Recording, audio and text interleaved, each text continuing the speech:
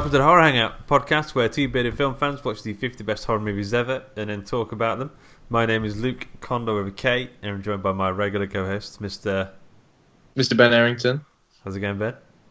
I'm good. Good. Comfortable. Good. And then we've got someone joining us for the trilogy. I think it's been 3 episodes. It has in a row. In a row, Mr. Andy Conduit-turner. How's it going, Andy? Yeah, I'm really good. Hey, guys. So, what's everyone up to right now? What's everyone been up to today? Working. Yep. Now I'm relaxing in bed. It's lovely. Yeah. Ben's got his feet tucked into his bed, into his duvet. Yeah, I've got a hot water bottle as well. Have you? Your hottie botty on. Nice. Hotty botty. I'm so cold. I'm like chilled to the bone. I think I'm coming down with something. That's why. Yeah. Have a bath. Have a really nice hot bubble bath. I did that. It was lovely. Yeah. Nearly fell asleep though. Oh. Nearly. Yeah. Oh. No, if that happens, you fall asleep in the bath. Freddy, get you. Freddy will get me. He'll get his knives between my legs. Ugh. Yep. No one wants that. Circumcision. No one wants that. Sliced and diced. What about you, Andy? What have you been up to today? Same as bit of a Monday work and then Bath. Standard after work stuff. No, out in the rain with the dogs. Yeah. Karen's still at work today, so they are currently. I've got him. There he is. He's kipping. Wait, what is he wearing? Is that like a? It's just his handle, so you Okay. can catch him. So It looks very shiny. Is it like a? Ricky's in the distance. Is it like a leather? It I looks very think leathery. No, it's I don't know, whatever dog the harness material is. I'm not sure what it's made of, but it's a good sturdy handle. It's got a little bit of reflective stuff on it that has worn off from all the skin in the mud he does. Okay, cool. Yeah, guys. So before we get into the film of the day, let's have a little. What other horror guff have you guys been picking out of your belly buttons this past couple of weeks? Picking out of my belly button. There have been some terrible things I've been picking out my belly button. You wouldn't even want to know. I haven't seen any horror. I did watch Mute, the Duncan Jones new film. About that. I saw how bad it was getting. The responses were. I just felt bad for Duncan. So he always seemed like a really nice guy. Did you guys watch it? No, I've not seen it. I haven't seen it yet. No. I think I will. Yeah, I feel bad for Duncan as well because I've always liked everything he's done, but this was like just a mess. There was just, I mean, I had no idea what was going on half the time, and I didn't care. Yeah, that's it. That's all I can say. Really, I'm kind of hoping it's got some redeeming qualities, but no one said anything nice about it. Redeeming qualities. It looks lovely. Paul Rudd apparently is alright. It's got a Tash in it. Paul Rudd's pretty good in it as a character. A bit inconsistent. Morally inconsistent, I found him. He was doing some stuff and then doing some other stuff, and I was a bit like, what's this guy about? Well, it looks lovely, but at the same time, it looks lovely, but it looks lovely as like a near-future Blade Runner-esque, albeit a little bit brighter world. But in terms of plot and scenarios and characters, I just didn't care about anybody or anything. No, it's not very good. I felt a bit sleepy as well. I mean, it was over 2 hours long. When it's called Mute, did you have the sound on? Is that why it's so boring? I don't know what's going on in this at all. What's going on? Everyone should just doing sign language. Yeah. Yeah, so I mean, that wasn't horror, but it was kind of horrible. Okay, cool. Anything else? No. Well, I've watched some other things, but no horror, unfortunately. Okay, what about you, Andy? Same, really. Not much horror stuff. We've been cracking on with getting a Kickstarter ready, so there's not been much time for any leisure. I've been doing like extra different work in spare time. I managed to do a bit of still playing Assassin's Creed Origins, which is not horror related. I mean, there are mummies in it, but obviously because it's set in ancient Egypt, they're just contemporary mummies rather than spookiness. Yeah. I have no idea what's going on in Assassin's Creed anymore. I remember playing the first one, and then every time I like turn around, it's like the pirates now. No, the Native Americans now. No, the Egyptians now. You were just playing the first one, getting confused by it, just constantly. Are they pirates? No. I fell off them for a little bit. I played them up into the American Civil War one. Yeah. And then I just couldn't get into it, so I fell off them for a bit, and I've come back with a new one. It's really good. Cool. Yeah, the third one, which was the American Civil War one, I really didn't like that. I've only ever played the main installments. I've never played like Brotherhood and stuff. I really like Black Flag though. I think that was great. Is that the pirate people one? tell me I should go back to Pirate one. Yeah. Yeah, I mean, yeah, it's amazing. It's That good. does I've played sound fun. Origins a little bit, but not too much. Yeah. Got it though, so I need to play it. Yeah. So, other horror guff. So I finally watched 10 Cloverfield Lane. I've been putting it off for ages, and I really, really enjoyed it. It's just a really good, tense film. John Goodman's amazing in it. Yeah. Yeah, it's a brilliant film. I haven't seen it for ages, but it's so good. It's the best Cloverfield film, I think. Out of Yeah. all of them, Yeah. I think, yeah. Yeah. But, a bit of a mad ending. yeah, it was that I knew that ending, so that's why I probably kept putting it off. I kept thinking, I know what the twist is, but it doesn't. It's kind of like irrelevant because the main film is still her in the little bunker with John Goodman playing board games and making post-apocalyptic costumes. Yeah. Yeah, it's good though. I really enjoyed it. I also watched Phenomena, which is on Amazon Prime. It's a Dario Argento film. So see if so the last film we watched of his was Suspiria. So this film, it's got a young Jennifer Connelly. I think it's maybe like her first film. It's around like Labyrinth sort of age. She's an American student who goes to a foreign school where no one speaks English. Oh my God. So it's almost the same as like Suspiria. But then, and also there's like someone murdering the schoolgirl. So it's almost exactly the same. And it's got the same kind of weird music video-esque qualities to it. And then there's also like the death scenes. Do you remember in Suspiria there's also people are getting stabbed through the necks and stuff, and they're also getting like pushed through glass. There's a lot of being like it's the same kind of murders. Yeah. But then I prefer this one because this one goes absolutely insane. It's got Jennifer Connelly has like the ability to telepathically communicate with insects, so she starts working with the insects to solve to find out who the murderer is. It's got working with the insects. Yeah, That's good though, because flies, they're always the first on the scene. Well, There always loads that's exactly there. it. Yeah, that's exactly it. So Who did it? So she had the fly in a box, and the fly takes her to the murder scene. It's got Donald Sutherland, who's actually like really, really good in it. He is like a bug expert, and he's got a pet monkey. I don't want to spoil it, but he gets killed halfway through the film, and his pet monkey vows. Here it is. His pet monkey vows revenge. He gets like straight razor, and then the pet monkey saves the day with the straight razor by attacking killing the serial killer. It's insane, but To be fair, I now have to watch that movie. it's pretty good actually. There is like a lull in like halfway through, but the last 10 minutes are just absolutely like it's worth it just for those last 10 minutes. I would say I don't know why, but on the Amazon Prime version I watched, it had so Ben, you know how Suspiria we watched it and it had like a weird like English dubbed or an Italian dub. This one it's all English dubbed, but then every now and again it would just switch over to the Italian one as if they've lost the audio files of some of the scenes. So you just Can't do them again, it's too late. Yeah, so you just kind of have to wing. I mean, you don't need it really anyway. I mean, it's all visual stuff really. But I recommend it. It's good. It's I prefer this one to Suspiria, but Suspiria is prettier and more well put together. I don't think I've ever heard of this before, so I'm just checking it out now. Well, it was called. They did an American cut of it called Creepers, which apparently isn't as good. I think they cut out a lot of the good stuff. But Phenomena is the one on Amazon Prime right now. I'll have to check that out. Yeah. I mean, if you want to double up on your murderous monkey films, Luke, I can also recommend Monkey Shines. That's a real treat. Wait, what's that one? I've heard of that one. Monkey Shines is about a man who has an accident and he is paralyzed, so he gets to help a monkey. And then the monkey finds out, or the man finds out, that his wife is having an affair with his surgeon. So the monkey takes terrible revenge. I think the monkey does an arson. No, it's done as a straight horror movie, but wow. That monkey's up to all sorts. He does some arsons. I think he frames the guy for it. I don't know why he'd do that.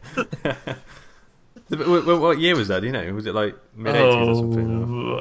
It might be late 80s, early 90s. There might have been like you know how right now we've got a clown horror thing going on. There might have been a monkey horror sort of wave at the time.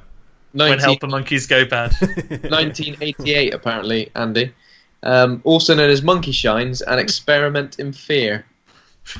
Yep. I don't know if it paid off. Yeah. There's not a 2. This is weird. Cool. Okay, so this week we watched number 12 on the lists. I think it's one of Andy's favourites. I don't know your feeling on this one, Ben. A Nightmare on Elm Street, the first one, the one that started it all.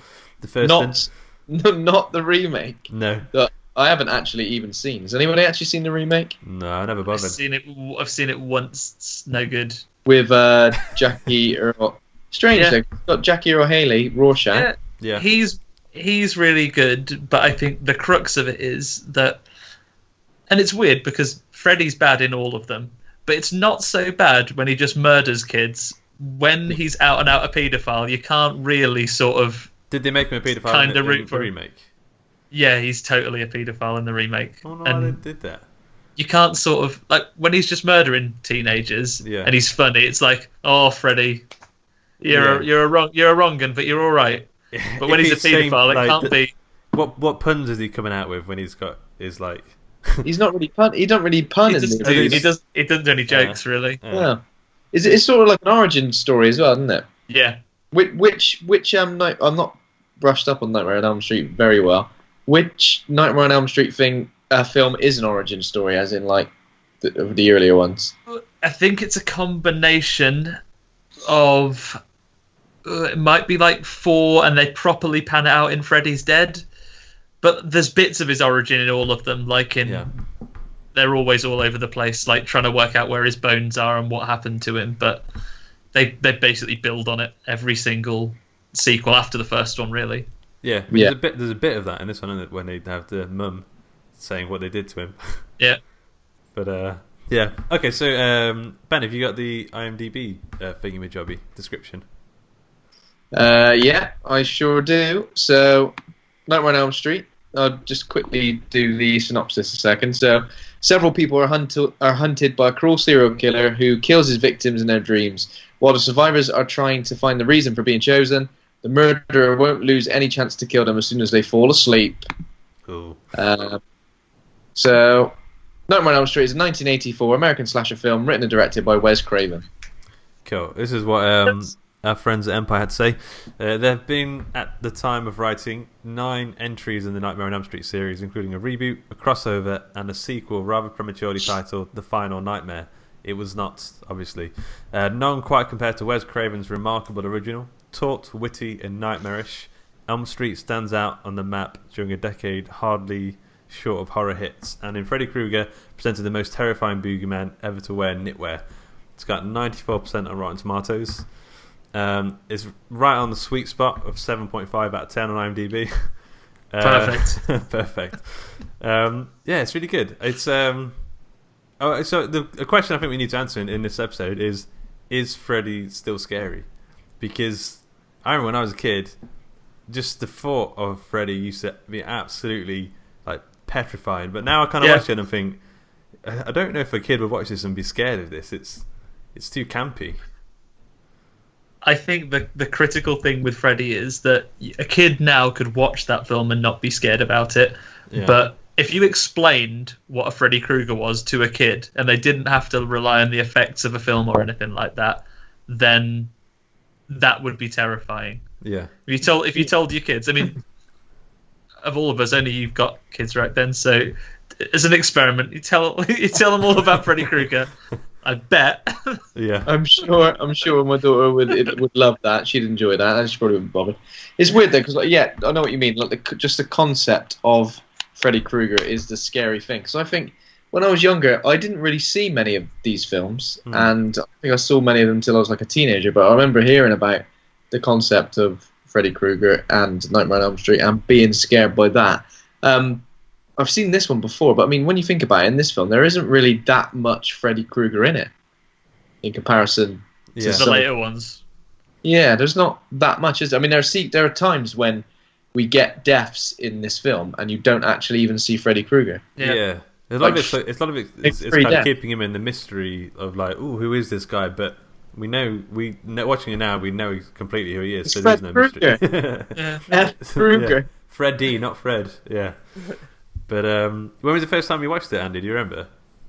I was actually similar to Ben. I was terrified of Freddy Krueger for years. My dad has a brother who is maybe like 20 odd years younger than him.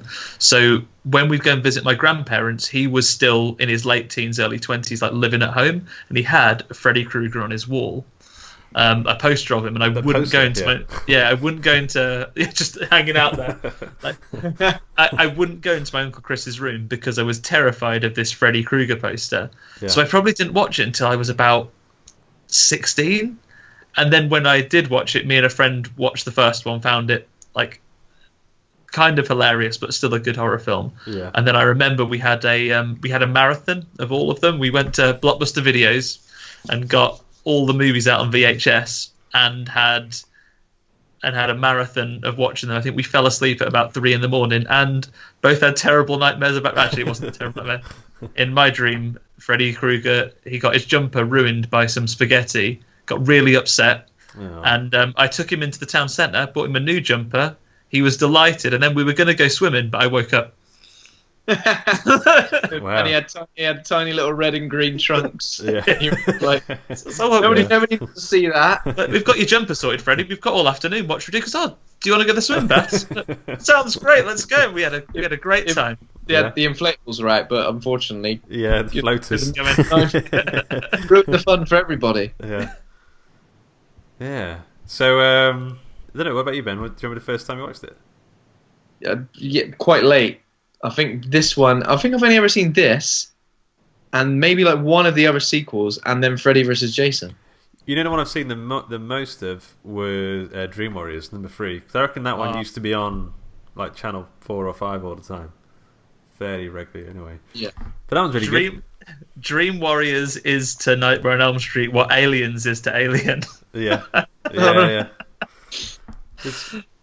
think from memory, I think I prefer that one to this one. Actually, Dream Warriors. Dream Warriors is all the classic lines of like, in my dreams, I am the wizard master, and he does his magic. Yeah. So I was always a fan of Jason growing up, and then when Freddy vs. Jason came out, I think I watched that film the most, but I never particularly enjoyed it. I just kind of watched it because it's like Mortal Kombat, but with horror people fighting. Yeah. But, which ironically is Mortal Kombat now. Yeah. Okay, cool. So let's have a look at the film itself, and then maybe at the end we'll decide. We'll give it a grade, and then we'll say is Freddy scary or not. So the key players we got in the film: Heather Langenkamp, who plays Nancy Thompson. She did the special effects for The Cabin in the Woods. Interestingly, Robert Englund. I think if anyone's into any sort of horror movie anywhere, like you're going to know who Robert Englund is. He plays Fred Krueger, is credited as, and Johnny Depp in his first role, I believe. It is introducing Johnny Depp. Who knew that years later he would be one of the most terrifying figures in Hollywood? Yeah. He plays a guy called Glenn Lance, who's Nancy's boyfriend. I think they're like the 3 main sort of characters. There are some more, like Nancy's parents and friends and stuff, but we'll get into them as we sort of come to them. I'm trying to remember how the film starts, to be honest. It begins with what's-her-face who dies fairly early. I forget her name. Her having a nightmare, being chased by Freddy Krueger, and that's is that the one where he does the super long arms down there? Yeah. Oh no, that's like the first time. So the first time we see Freddy Krueger, he does the super long arms thing, which is confusing because the first time you see someone, you don't know the concept of like what Freddy Krueger's about, whether he appears in dreams or what. He's got long arms. Like, he's a stretchy man. Yeah. You see it happen again, so you're like a bit confused. Yeah. Aside from that, you sort of see the glove being constructed, and then this is just a dream where that girl wakes up from that nightmare, doesn't she? And like her mom comes into the room and basically gives her a bollocking, says either stop having nightmares or cut your nails. And like it's sort of implied that her mom is a wrong un because like some sweaty man comes around the door with her like, what's going on here? Checking on your kid when there's some. Wait, so at what point does Freddy chase her down the alleyway? Is that not the first? I'm not sure if it's this dream or the later one actually, where he actually gets her. But she has a nightmare basically, and wakes up, and then ends up like rocking in bed, holding a crest, holding a cross. Stop having nightmares or cut your nails. Yeah, stop nightmares. This. Yeah. So it gets the next morning, and then I think we have. Is it at school where we introduce Nancy or on the way to school or something? Yeah, Nancy and Rod. Rod, yeah. Rod, he's like a 45-year-old man. Yeah. Yeah. Oh, to be honest, he's got a temper problem, but he does get some pretty serious sass put his way because everyone else is talking, oh, I had a nightmare last night. Oh, so did I have a nightmare last night? And he comes up playing it the big un, and he's like, I woke up with a massive hard-on this morning, like with your name on it. And the friend whose name is Lisa says, "My name's got 4 letters in it. How could you fit it on your knob?" And he's like, "Fuck you!" He gets it right up. That's a pretty good comeback. Why did they call him Rod? There's a bit later on where they're having a sex scene, and she's screaming, "Oh, Rod." Rod. Rod. Give me your Rod. Was it a common name in the 80s? Rod? Rodney, I guess. I don't know. But Rod Stewart, Roddy Piper. Yeah. Rod, that's it, I'm out. That's 2. Yeah. So I think we get the idea that they're all sort of having similar nightmares, but no one's really talking about it. I don't think Nancy... Is Nancy having the nightmares yet? I think she mentions having a nightmare. Doesn't she? One of those. Excuse me. Just get lie down, idiot. Yeah, she meant. People on the audio feed. That's Andy's missus. She's I needed to pick her up onto the bed because she's only this tall. Yeah. So Nancy's not having the dreams yet, or she is, or I think she just mentions it, but we haven't seen them yet. Because later on in the film series, like in the Freddy vs. Jason, they say it's like an infection. Like you have a dream, you tell someone about it, and just the idea of Freddy he suddenly works his way into your subconscious or your nightmares that way. So and more people get afraid of him. Yeah. If anything, the film series. You what, Ben? I was thinking about the science of it. I mean, I know it's not an exact science, but I was thinking, how's he roaming around in everyone's dreams? Are they interconnected? Yeah. Dreams, we know nothing about them really, so it could happen. That's the thing about this film. It could happen. That's the thing. It could happen. That's a scary thing. Yeah. It could happen. But it's because of the important lessons of this film that anytime I'm sitting anywhere and someone says, "Oh, we had the funniest dream last night," I say, "Shut up. Keep it to yourself." Keep it to yourself. Yeah. Don't want Freddy to get me, mate. It was about Freddy Krueger. I've never heard of it. it. So we've got Nancy Glenn, who's Johnny Depp, who's boyfriend. Tina, I think, is the girl who's having the nightmares currently, and Rod, her boyfriend. Tina, they have a sleepover, don't they? They have a sleepover. Tina, I think, invites Nancy around because she's scared to go to sleep on her own or something. And Nancy's like, "Yeah, I'll sort you out, mate. I'll be there." And then Rod turns up. But don't they have really loud sex? It's like that's the old Rod bit. They do. If you invite friends over to stay, you're not going to be like, right, I'm going to go absolutely hammer and tong with my boyfriend.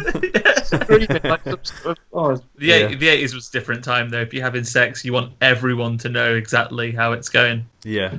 But before that is when Johnny Depp has to phone his mom.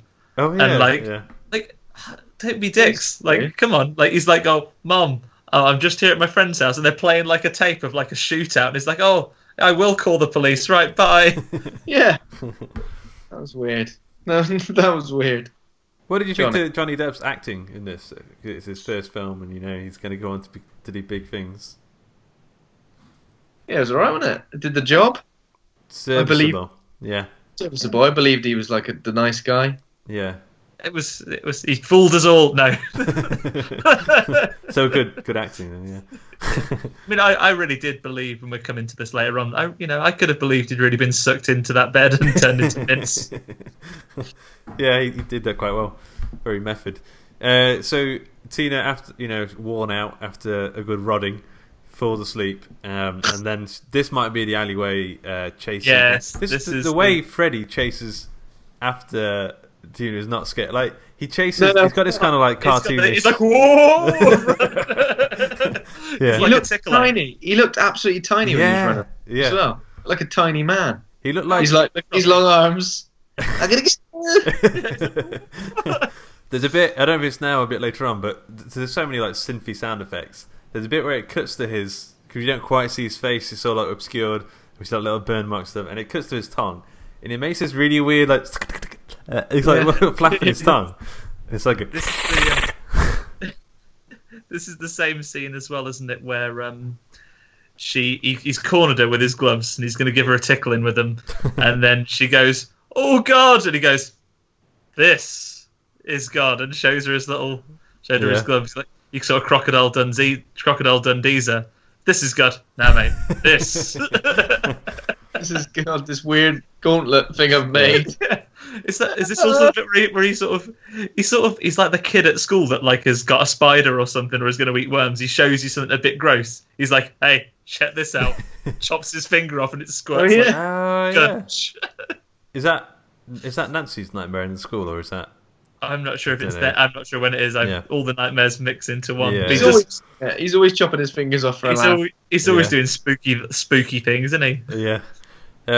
So Tina is having the nightmare. She's getting murked basically. But I found this this death scene pretty fucking horrible. Like, so Rod wakes up and thinks there's like someone in the bed attacking her, and she starts to get like pushed up to the ceiling and bleeding everywhere. It's hardcore. Doesn't he pulls it and it shows like her top gets pulled up and then it just gets like invisible slashed and then blood is everywhere and she sort of rolls up the wall and onto the ceiling. So some of the effects in this are really good. Like how did they do the ceiling thing for one and the slashes? If it's not on a company trivia later, I do know it's on the documentary. It's on that Never Sleep Again documentary. That room that they filmed it in was on a pivot, so they had it built up, and then they could tilt the room around and actually tip it upside down. So all the furniture was nailed down, and they could tip it around, so they could actually this girl could roll up the wall. I think Christopher Nolan did exactly the same when he made Inception. Yeah, he watched that documentary and he was like, "I copy that." But I'd like to see a crossover. Inception meets Freddy. Yeah, that'd be damn good. But I heard that the actress playing the girl got really sick and disoriented in that room, and it was tipped upside down because it had, messing with her head and started to feel really ill. Yeah. So then Wes Craven came into the room to try and make her feel a bit better and get her out, and then he started feeling sick while he was in there. He's like, "Oh, bloody hell!" He just walked straight and went, "Oh, I'm on the ceiling." He called someone else in, and they came in, and the same thing happened. the whole crew ended They're all up getting in there. infected. Eventually, someone actually just poke a broom through the door and just pull them out. I did mention Inception meeting Freddy, but they did that on Rick and Morty. That episode where they go into the dreams and they go inside Freddy's head. Yeah. Scary Terry. Okay, so Tina is distraught. She's dead. Rod escapes out the window, and then Nancy walks in, sees all the blood, and then the police arrive, I think. Rod is so feeble. I know it's terrifying, but Rod's attempts of trying to help Tina are just pathetic. Yeah, useless. He's like, "Oh no, Tina! Oh bloody hell!" Oh. He was probably feeling pretty sick from the room. Yeah. God, feeling a bit giddy. Yeah. So the next day, Nancy. Now we meet her mum, who I can't remember her name. We just call her mum for now. Her mum is a weird, like her performance. I don't know if it's the way it was written or it's just the actress. She acts really what did I say to you? And it's just like a blow up doll. Yeah, she's like a blow up doll. It's got some strings on her. Yeah, she's so weird the way she moves around. Yeah, like a thunderbird. So she's like, "Be careful at school" or whatever. Nancy leaves on the way to school. She sees Rod. They have a little conversation. Oh, this is the trap, isn't it? Because also adding to the evidence that they are the worst parents in the world. The same as the guys in It Follows, actually. Oh, you've just been present at a murder? Well, it's an exam year, so off to school. And then and then Rod pulls her into some bushes and goes, I know it looks really suspicious because I've just dragged you into some bushes, but I'm not a murderer, right? Yeah. But then her dad goes, ha! I knew you'd try and talk to Nancy. I was in the other bush. Arrested. He was in the bush within the bush. He's in a bush within the bush with about 20 policemen. Yeah, it's like the clowns coming out the cars. Yeah. So they use Nancy's trap. They've arrested Rod. Rod goes straight to the Nick. He goes straight to jail. And I think Nancy still goes to school anyway because she's like, I'm halfway there now. I'm just going to carry on and go to school. I've got my bag with me, so... Got my sandwiches and my satsuma. I'm good to go. Doesn't she also claim, like, it's kind of pointless? She goes, oh, but you haven't had any sleep. Are you sure you want to go to school? He goes, oh, I'll sleep in study hall. If you're going to go to sleep when you're at school, therefore not get any of the benefit of school, sleep in bed. Yeah. Nancy. But so she falls asleep. So Lin Shaye is her teacher. Lin Shaye, who we now know is the head of the Insidious franchise. Well, I recognised him. It took me ages to work out because I knew Robert Shaye was the head of New Line Cinema. It took me ages to realise, they must be related. Lin Shaye must have just been acting because, in his film because of that. But it's interesting. And then she falls asleep. Someone's doing a Shakespeare reading. She nods off, obviously. A little nod off to Shakespeare, and then doesn't she see her mate like in a body bag, either waving at her or being dragged out of the room? Oh yeah, that's creepy. Yeah, like invisibly. There's another creepy bit. Yeah. So she follows into the boiler room downstairs. She runs down. She nuts a hall monitor on the way. Oh yeah. Yeah. Yeah. She nuts like a stripy jumpered hall monitor. Goes, oh, where's your hall pass? And she gives a dramatic like, screw your hall pass, and then like legs it down the corridor. And then the monitor has got a Freddy glove and goes, don't run. Yeah.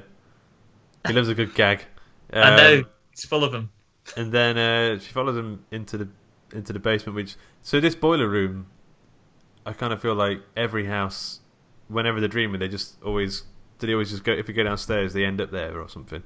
I think that's where Freddy's, it's Freddy's base. Yeah, it's his lair, or isn't it like where he got burnt or something? Or it's where he got. It's like his workshop where he made his glove. I think like that was his little den that he had, and I think that is also where he got burned up. So I guess in Dream World, that's where anything that come and catch us down there. That's like his favourite place. You think if that's where you got burned to death, you wouldn't want to go around there, really? Yeah, too many go somewhere else. Yeah, like a swimming baths. Yeah. Never get burned there. It'd be safe. So Nancy escapes. I don't know if there's much of a chase here. I think this is a bit where Freddy does the tongue thing. And she gets burned, doesn't she? That's how she escapes, because she burns herself on the radiator, and then she wakes up like absolutely going mental. Yeah. And the teacher like goes, get a hold of yourself. Best go home. No one go after her. You go back to work. Yeah. She goes home, has a bath. I don't know if she sees him. She has a bath anyway. Falls asleep, which we know, is very dangerous. Ben, did you fall asleep today in the bath? You nearly did. No. I could have done now. I think if I really put my mind to it, but I just had a nice relaxing bath. Yeah. No sleeping. My mum knocked at the door and said, "You'll drown in the bath." Don't fall asleep in there. You'll drown. Well, thanks, Captain Obvious. Literally, I wonder if a mum said that. Does a mum say that every time she has a bath, or is it just today? I know she's having baths for years. Brushing my teeth. Don't fall asleep while you brush your teeth. Yeah. Choke on the sink. I sleep in the bath all the time. It's quite a relaxing place to have a little nap. I'd put a little, like a life jacket around your head so you can't sink. Do you get out 4 hours later all withered? Yeah. Amphibian, like, fingertips and stuff. Yeah. I like it. Okay, so Freddy... So she falls asleep in the bath, which her mum told not to do. Freddy's hand emerges from the bath. This bit I thought I was like, I wonder how they filmed this. This looks pretty cool. So he kind of pulls her into the bath, and it's as if they kind of have like a deep, to get underwater, like quite deep into it. And I think Freddy, what is he doing to her? Tickling her. It's giving her a wrestling, isn't he? Yeah. Yeah. Little headlock. Yeah. But how does she... little jabs in. Yeah. She gets out though. How does she wake up? Is she? Well, I think she's howling and screaming and thrashing about in the bath, and then a mom goes to get like a ruler or something to open the bathroom lock. They actually, like, she goes and gets like a really long bit of metal, and she's like poking away at the door, and then she just gets out and goes, "Oh."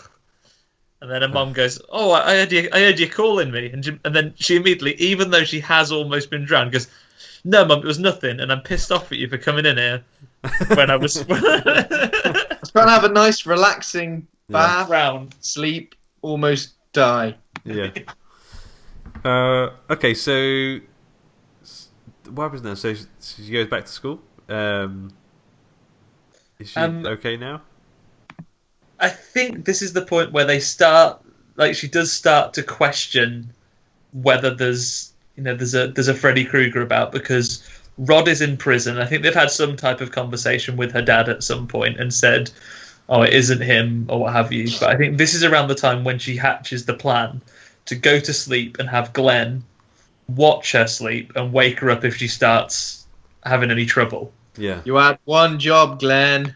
Yeah. And then immediately he's useless. He falls asleep in that chair, doesn't he? Yeah. And she has another close encounter with Freddy, but I think most importantly in that bit, she sort of goes to the jailhouse while she's sleeping in the dream, and she sees Freddy walking through the bars and start to try and get Rod. Yeah. Get him. There's a bit around here. I don't know when it is, but Nancy looks in the mirror or something and says, "God, I look 20 years old." And I was like, "You, you bitch." God, I look awful. I look 19 years older, son. Yeah. Okay, yeah, so Rod gets murked now, right? He gets ticked off. I think he's okay at first, but then they pop along to prison and go, let us see him. And they all refuse, and by the time they actually let them in, he's been hanged. Freddy has stitched him up properly. He's with his covers, because unfortunately the police have put him in a cell that has bars on the ceiling. Yeah, just monkey bars. Yeah. Monkey bars. Well, we've got to keep busy, ain't you? When you're in there. When they're building it, do you think people might hang themselves from it? Nah. We take their belts off them, don't we? Oh, true. No shoelaces either. I mean, come on. Yeah. Well, we could get rid of the bars just in case, because for another reason. Nah. Just put him in nude. The benefits of exercise are better for them. You don't want to get really unhealthy while they're in prison. I'd put him in nude and give him some shaky weights. Is that what they're called? Yeah. So they can shake one off. I'd put him in nude. You would when you're really corrupt police officer convoy. Well, maybe we should put him in nude. Don't have to hang himself. Not to do any damage. Okay, so leave the radiators on. Keep it warm. Full blast. Those bars are radiator bars. I feel like it's like a towel rail. Yeah. It's really hot bars, which is good, because then you're safe from Freddy Krueger's as well. Because as Nancy's proved, if he tries to put you on them, you'll burn yourself when you'll wake up. Yeah, exactly. That's story. That's the whole thing. Yeah. Okay. So Rod's dead. They have a funeral. Well, yeah, the priest proper slates him at his funeral, doesn't he? Even though he was never proved guilty of that murder, he goes, "He lives by the sword, dies by the sword," which I guess doesn't exactly mean he who slashes up his girlfriend hangs himself in prison, but like it's as close as you probably got in the Bible. Yeah, it kind of. So at some point she describes Freddy to her parents, or I think after Rod dies, she says, "I know who did it, Dad. It was bloody. It was this other chap. It was the stripy Frank jumper. Krueger. Yeah, I used to know a guy who wore a jumper like that. And look, at this point, the parents are already denying it, even before, because she doesn't know his name until she gets his hat with it written in. But she's already saying, "Oh, it's a guy with a stripy jumper." And like, not only do people just go, "I don't know what you're talking about," but they outright, like her mom and dad, go, "No, you're bloody wrong. There's no such person as a stripy jumper man that murdered people in this town ever. Stripy jumpers, Nancy. Yeah. I wonder what the thinking was behind, like, when they designed this character.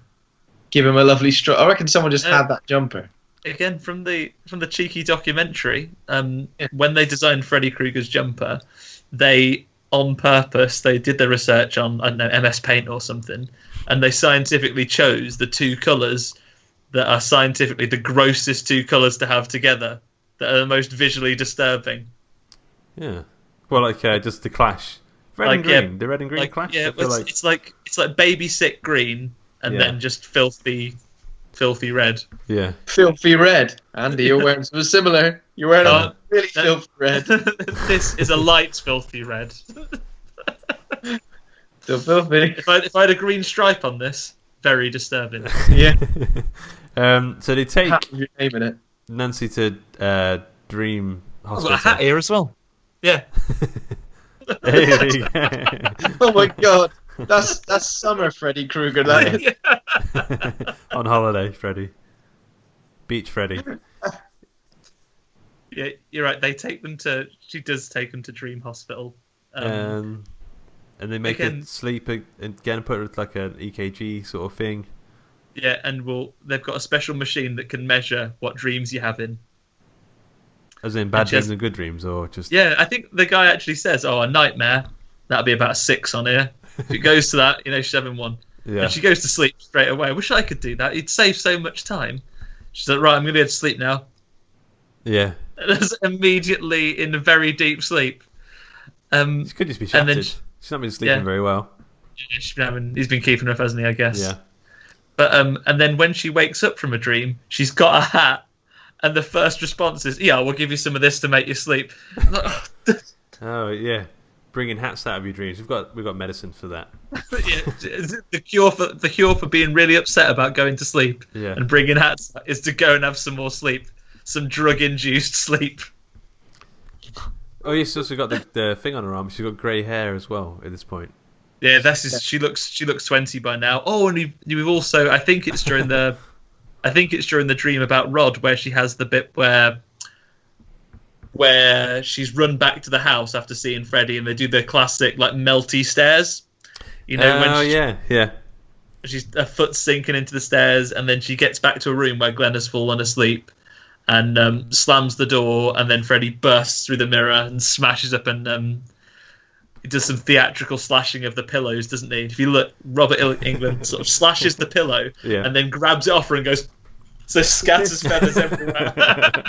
There's also the really cool special effect. I think it was a little bit earlier. So I think Nancy falls asleep on Tina's sofa or something like that, and there's like a wall above, and it's like Freddy's face starts to come through the wall. Yeah, and looks down. It looks really good. I think that effect holds up today, like really well. It still does, and I think that's one of the cliches now, isn't it? When you've got something ghosty now, that's what they do. They do like the hands or the face being pressed through the wall, like it's made of like a latex. But that's certainly the earliest one I've seen that has it in. Yeah, I think it still looks good. Canvas sheet or something. I imagine it's it must be. Yeah. Okay, so Nancy now has grey hair, cut in her arm. She convinces Freddy. I think now she has a plan, right? So she's going to go. Yeah, she's got the hat, and she's realised that she confronts her mum and says, "Fred Krueger, mate," because it's written here in his hat. And her mum's already tried to throw the hat away. She goes, "Oh, I threw that in the bin."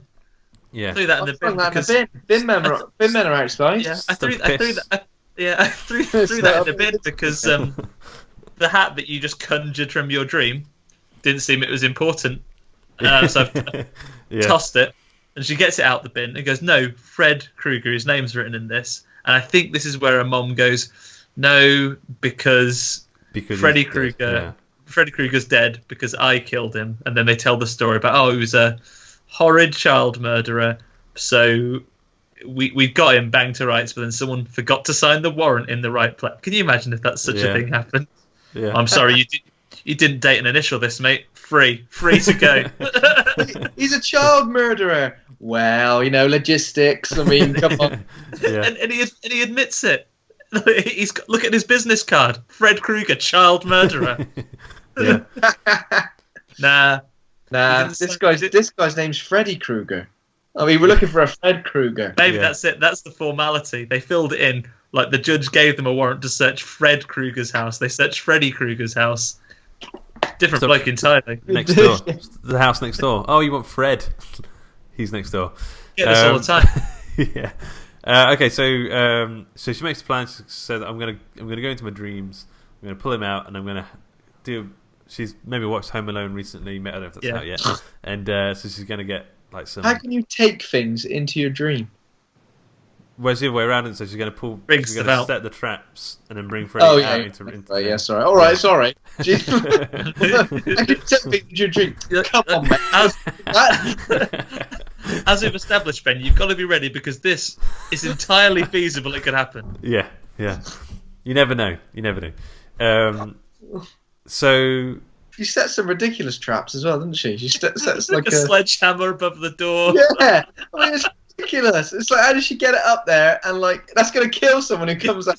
You imagine if her mum, just get a cup of water, dead. And her mum decided to just put bars on every bloody window. This time. Well, I've gone down to the old security store and I've got iron bars for every window. Iron bars in every window because her mum has a two-tier. So Nancy's plan: go into a dream and pull Freddy Krueger out into the Home Alone house she's made. Nancy's mum's plan for the same night: iron bar every window and door in the house. Get fucking hammered. Yeah, absolutely hammered. She gets absolutely shit-faced. Turns out she's like, "Oh, not you again. Well, we've done you in already." She puts the bars up like within an afternoon as well. I'm sure that looks like a big job. You can't do that in a couple of hours, surely. Well, she's gone out and she's measured up, gone out and bought them, and installed them all on the same day. While Nancy's been out showing Glenn that book about a home defence. Yes. Yeah, while Nancy's been setting up the sledgehammers and stuff. Or is this before? It's a bit of a wonder. If it was all the same day, then surely Nancy and her mum would have crossed paths. Yeah. Have you got the Phillips head? Have you got the Phillips head, Mum? Well, I need it. Well, what are you doing? I'm putting bars on the windows. Well, I need to put a sledgehammer above my door. They must have gone to the same store as well. They're both in the same store in the queue, just looking across at each other. So also at the same time, so she was going to get Glenn to wake her up, Johnny Depp, but Johnny Depp's parents forbid him from seeing Nancy anymore because she's a bit dodgy. They're not too sure about her now. They turn on the dime in like the course of an evening because the mum and dad are on the porch going, "Oh, poor Nancy. She's been witness to quite a few murders of late. She's having a hard time." And her mum and dad have put bars on the windows. And then they pop up and see Glenn, who's outrageously listening to music with headphones and watching the television. Yeah. And to be fair, we should have, again, something else you could have seen the signs, because she says to Johnny Depp, "What are you watching?" He goes, "Oh, Miss Nude America's on." He goes, "Oh, if you listen to your music, how will you hear what she's got to say?" And he goes, "Oh, I don't care what she's got to say. We should have known." You should have known. Then, bad bloke in the bin. It's a weird TV. I didn't know people had like those little CRTV TVs that you put on your stomach and you sort of watch like that. To be honest, 80s CRT TVs, he probably was at massive risk of like penile cancer. Living that, but his sperm count has gone right down. Yeah. Either that or they've all got two tails. So Nancy isn't. She rings up. Rings up to get him, but her dad goes no, and then leaves the phone off the hook. Yeah. Yeah, what a bastard. Yeah. It's gonna come back and bite him in his ass. In 10 minutes, that phone's gonna be doing that noise. It's gonna do his head right in. That's a really good impression of like a siren, like an ambulance. Yeah. So this is the end of Glenn. This is the final chapter of Glenn. He's this is quite a good scene. It's kind of iconic. Yeah. He gets, as you said, he does some very good acting. He gets sucked into the bed and then squirted back out. the sort of Evil Dead sluice of blood. It's almost like an old Mortal Kombat fatality, isn't it? With so much blood, more blood than ever was in a human body comes out, and like 3 skulls and several rib cages, and it's just like splashed all over the house. And then his mum walks in, and is like, "Whoopee!" He pouring gallons of blood in there. Oh no! That's pretty bad. And then the ambulance turn up with a body bag. And I think the dad, someone says you're going to need a mop or something. Yeah, they do. Yeah. Maybe that's where Jack Frost got it from. You know, the sort of sassy, quiet lines in the background. Yeah. So, meanwhile, across the road, Nancy is in the house with sleeping mum. She's managed to bring Freddy out, so they're going through their little Home Alone sequence. He's just like grabbed hold of the door. It's really hot. You know, it's like he's saying, "Harry!" Oh! He's got chicken feathers all over him from the pillow earlier. Smash his face with an iron. Put a nail in his foot. And he's got a spider on his face, and he's freaking out. He's gone over on the micro machines. Stepped on some baubles. Freddy Krueger gets like overpowered over and over again. Yeah, but he's a tiny man. Yeah, he's a tiny man. That's why he goes for children, isn't it? Because he just they can't power. Easier to get before Pick Home on Alone. Someone your own size. Okay. Maybe that's it. Children. In the period he was dead. In the period that he was dead, that's when Home Alone came out. So that's why before. Yeah. Before Home Alone, it was fine to get him, but after, it's like, oh, now I'm fucked. I also love that Nancy's replacement for Glenn is basically a watch with an alarm. Yeah. She's got, oh, what am I going to do now? Glenn's like, set a timer, I guess. 20 minutes. Yeah. 20 minutes, and then she wrestles him in the roses. Useless. She wrestles him in the roses, and then we have a bit of a fake out, doesn't she, where she's gone, bloody hell, didn't come out, did he? And then he's at the other side of the bed, and he's like, yeah. And he chases her about. They're running around. It's a bit of a Scooby-Doo moment. She disappears into one door, he comes out the other door. Gets and then he goes back sledgehammered in the chest. Yeah. And she put like shotgun cartridge stuff in the light bulb, so when he turns it on, it explodes. It's like, oh! There's one bit where she's screaming out of the barred window, because just across the road all the police are there. And there's one policeman looking over and she's screaming. And I think there's like smoke coming from the house at this point. And then like the policeman goes, maybe I better tell the lieutenant. Like he's just really casual, like has no urgency in his voice at all. She goes like, "Get my dad, you idiot!" And he's like, "Oh, I'm not gonna bother now." Yeah. If you'd have asked me nicely, then maybe. Yeah, mind your P's and Q's. Again, this is another bad Elm Street parents thing, because she does speak to her dad before she goes to sleep, because she looks out the window, sees that Glenn's been minced, phones her dad somehow and goes, "Oh, Glenn's dead, isn't he?" And he goes, "Yep, definitely dead." I mean, this is probably officially police business, but I'll just tell you on the phone. He's and then in bad shape. For the ceiling as well. Not in any shape. Slashed right up. And then she goes, "All right, well, I'm going to go and get the guy that did it. Just come round here in 20 minutes." And he definitely, I checked and I watched it today. He says, "Yeah, I will. I'll come round in 20 minutes." Probably hangs up and goes, "Not really going to go round in 20 minutes." Nah. Just fucks off inside. Yeah.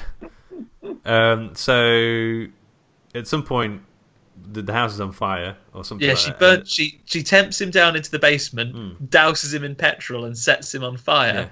And then it does more comedy of errors. She sets him on fire in the basement, legs it back up the stairs, and waits by the door. He crawls up the stairs on fire, then she smashes him with the door so he falls back down the stairs. Like, down. And then, so I get confused. I'm a little bit confused as to what the hell actually happens in the ending. Like, I think I understand what they were going for, but so maybe you can clarify. I read it as, so the dad and the policeman come in. Freddy has somehow got out of the basement and gone upstairs, leaving like a trail of fire footprints up there. And then her and her dad go into the bedroom, and Freddy has got the mom. He's jumped onto the bed. They pull the covers off, and the mom is a skeleton who disappears into this vortex. Like, goodbye. What was the dad's reaction to that? Because it was like he was just watching like some darts on the TV, and he was confused. Yeah. Like he was just looking at it like, what is? Yeah. Like he just didn't understand. Like, What's there not to understand? My wife has been burned to a skeleton and is disappearing into a mysterious vortex in the bed. Like a weird blue light. That's weird. Then it goes. What was for dinner? Then it goes back. Yeah, and then he does. He literally goes, "Well, better go and write this up then." And then he walks off and leaves. What's he even going to write? Is he going to better go and write it up? Skeleton. Maybe that's it. Disappeared, melted into the bed. Maybe that's why he's distracted, because as a policeman, he's going to have to write all that up. So he's like, "Oh no, paperwork." Yeah. To be fair, So she is just a goes- blow-up wife, so Yeah. he's like, "Oh, I'll get another one, prime it, get it tomorrow."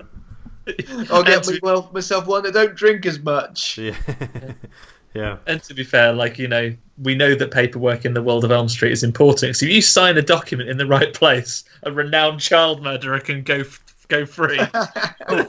So Freddy returns. Fred. He waits for the dad to go, literally by seconds, and then he comes back out of the bed. He does the similar effect to the wall, doesn't he? But with bed covers, and he comes up. Yeah. And he goes out, and then she turns her back on him. I think there's a scene earlier on where they talk about there's some culture where they take the power away from their nightmares by turning their back on them. And then she gives Freddy a real diss in. She goes, "No, Freddy, I take back all the power I give to you, you piece of shit." And he goes, "How fucking dare you?" And he goes, "You're to basic." Yeah. Just turns away. Yeah. Yeah. It's like, "Nah, mate." Turns her back on him. And then he goes to get her, but he just disappears away, doesn't he? And then, she demands, she says, "What I want from you, Freddy, and this is not a negotiable topic, I want my mom not to be a skeleton, and I want my friends back right now, piece of shit." And you better unmurder them right now. Yeah, and he goes, "Oh, well, that's told me then. All you got to do, these people, is stand up to him." Yeah, but and then she's asking for a lot from a person she's just taken the power away from. Like, I have no power now. You can't. I can't do anything. So but it doesn't really. So if that's the end of that, and we cut to this next sort of outro. It sort of she opens the door out of the bedroom into a front garden, right? And it's like almost as if that bit was in fact a dream, even though she was definitely awake. And it's like JR stepping out of the shower, isn't it? Like, "Oh, well, her mom's there," and she says, "Oh, I'm not an alcoholic anymore." But and then this is, pretty famous scene. So she gets in the car, Glenn's car or Rod's car or something, and it's for some reason he's gone for the coloured scheme of red and green, like it's Freddy's stripes. Yeah. The car takes over, drives off somewhere, and he screams for her mum, who's waving out the door. And then she literally is a blow up doll this time, and she gets sort of pulled through through the window. Waz through the window. Literally is a blow up doll. Yeah. Just for its Actress did all her own stunts. So I'm confused. So did she never actually wake up, or which would kind of make sense because the way the adults are sort of treating her, or is this last sort of 2-minute sequence kind of just like nothing? Like is that another dream or within the dream? I think most Freddy films start or end with a nightmare. Yeah. But I'm not sure. Yeah. It's never made explicitly clear, because as far as we're concerned, and if this was a standalone film, you could just say that was always a dream, and you can't really get rid of Freddy, and he sort of wins in the end anyway. But then Nancy is in the third one. Yeah. So I don't think this last bit really happened. Really counts. Yeah. Not canon. Maybe they're all a dream from start to finish. Every single film ever. Can't take anything. Although I guess now, canon-wise, all of the Nightmare on Elm Street films are just films, because Heather Langenkamp plays Heather Langenkamp where Freddy Krueger's weakness is a toy dinosaur. I watched the new Nightmare, and man, that's really cheesy. Like, I think it's so cheesy compared to this one. It's cool to see Robert Englund and stuff die. It's got some cool stuff in New Nightmare, but it is weird. Yeah. Okay, so trivia. You guys ready? Super ready. Okay, cool. Number one, Ronee Blakley, who plays Nancy's mum. in previous performances, she's won herself a National Board Review for Best Supporting Actress, garnered Academy Award, BAFTA, and Golden Globe nominations for previous performances, not this one. True or false? Oh, I mean, based on form.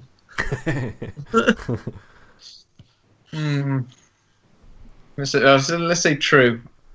Yeah, I'm gonna go with true. Yeah, apparently it's true. Apparently she's a very good actress, but I didn't see much of that in this film. That's the type of stuff you can use up, though, isn't it? You could use up all of your good acting. Yeah, and then you could phone it in the horror movie. So. Yeah. Because at the time, this was like a really like low budget. No one thought this was gonna work at all. I don't think. No. Okay, number 2. New Line Cinema was saved from bankruptcy by the success of the film and was jokingly nicknamed what? The film was, or New Line Cinema was? Yeah. So the New Line Cinema got a nickname from this film because they were like going to go bankrupt pretty soon. But this film was a huge success, and from this they were able to, make a ton more movies and stuff. And it got quite a famous nickname that you probably will know, but you don't know right now. Any idea what it could be? So confused. Freddy Krueger Cinema. Line Freddy. Krueger Line Cinema. I don't know. The house that Freddy built. Yeah, that's it. Is it? Yeah. Oh my God. Do you think you knew that somewhere? And like, it's in there somewhere, rattling about. The house that Freddy built. Yeah. Of your mind. Yeah. That's one. Okay, so number 3. One of the main reasons Johnny Depp was chosen was because Wes Craven's daughter had a crush on him. True or false? Wait, say again? One of the reasons... Johnny Depp was cast in the role of Glenn. Had a crush on him from where? Just like knowing him down the street? Just seeing him pop in that day. So, fancy him. Give him the job. Yeah, true. False. Go on, let's mix it up. True. Apparently she said he was dreamy. Oh, you're ever so dreamy, you are. Wes is like, I'm making a film about dreams. Yeah, dreams are in this. Just the job. Get in. Yeah. Right. Okay. Can you fit into a small hole in a bed? We'll work it out. We'll work it out. A lot of small holes. Yeah. Okay. Number 4. What film is playing on Nancy's television? There's a scene. There's a horror movie playing. Oh, it's Evil Dead. No. Yes. Yeah. Evil Dead or Evil Dead 2. Evil Dead. You going with Evil Dead, Andy? Yeah. Yeah, I'll join you on Evil Dead. It is the Evil Dead, number 1. Yeah, well done. Okay, the last one. How many gallons of fake blood was used in the film? Give us a rough estimate, and we'll whoever is the closest. 500. 50. Oh. 500 gallons. Exactly, 500 gallons. 500 gallons. Yeah. Must have wasted some of that. Jeez. You two are like gallon of blood going the whole way through. You two are on it today. I feel like you've been like studying up or something. It's insane. That's what you'd like to think, and I'd like you to think we did that as well, but unfortunately, definitely not. Okay, so we need to rate the film. So, Ben, would you like to take the first rating? I mean, it is a classic, isn't it? As I said, not much Freddy in it, for as far as I remember. But I mean, it's still good. And obviously, again, the concept of the film is sort of done really well throughout. There's loads of interesting takes on it. Probably give it a B. Okay, interesting. A B for Bravo. Yeah, I'd have to say for Nightmare on Elm Street, I do really, really enjoy it. I think some of the effects might have dated, and some of the acting is questionable now, but I still really enjoy it a lot, and I could still watch it very regularly. I'm gonna stick with my heart, not mark it down like poor old Deep Blue Sea the other week, and I'm gonna stick with an A for Fred. So B for Bad Dreams from Ben, A for a really bad dream. Yeah.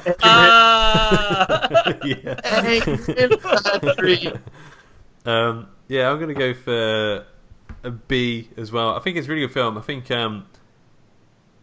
so I just feel like it's dated. I don't think I could watch it like you, Andy. I think I can watch it every couple of years or so.